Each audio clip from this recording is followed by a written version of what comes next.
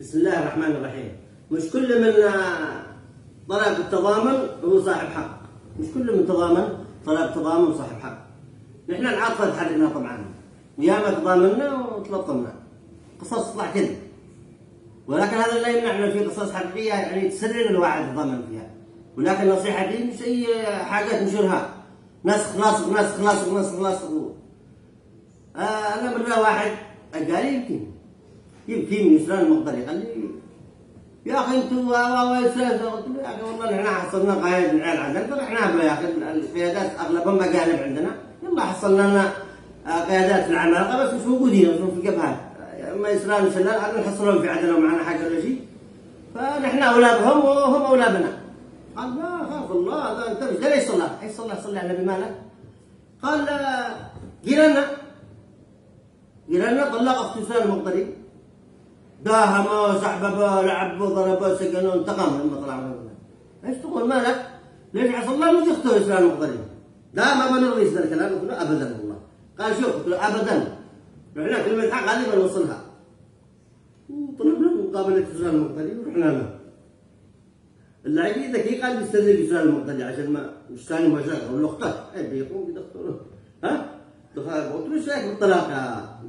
قال الطلاق بقضاء الحلال عند الله. وقلت له طيب القاعده الاساسيه يعني في الزواج، قال لي امساك معلوم تصير حساب. قلت له شوف قلت منك تاكد الكلام.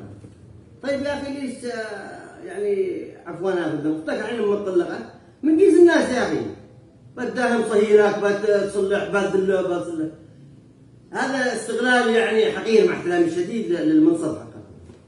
قال من اختي انا، قلت له اختك يمكن ما فهموا. قال مش معي خوات. قلت له لا والله معك خوات، تاكد. قال حقيقة ما اسمع خوات. قلت له تأكد، اتصل بأمك يمكن نسيت لحاجة. قال والله ما اسمع. رحت تأكد له العافية حقنا، وصار حالي العافية كامل ما اسمع خوات. قلت له طيب أبوك يمكن ولا. قال يا حبيبي والله أنا ما اسمع خوات، يعني مولانا من فين معي صهيل موضة صهيل.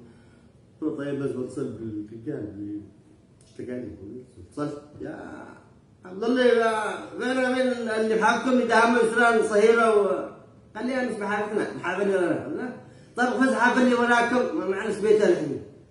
طيب انت امس عليك تقول لي دحين احنا ايش نشتكي؟ يا اخي سمعت يقولوا لعنك الله عليك انت سمعت يقولوا. لا قلت له فندم الرودي يا اخي صغار والله تخصصنا في كذا الطماط طيب اشتروا بيتنا. فمش كل من طلب التضامن صاحب حق، رسائل التضامن فلا العاطفة لا تأخذنا مباشر، واحد ويعرف ويتأكد وينطلق. أما قصص التضامن والنشر العام يا ما ظلمنا ويا من ظلمنا، نصر اللحجي والله من وراء القصد.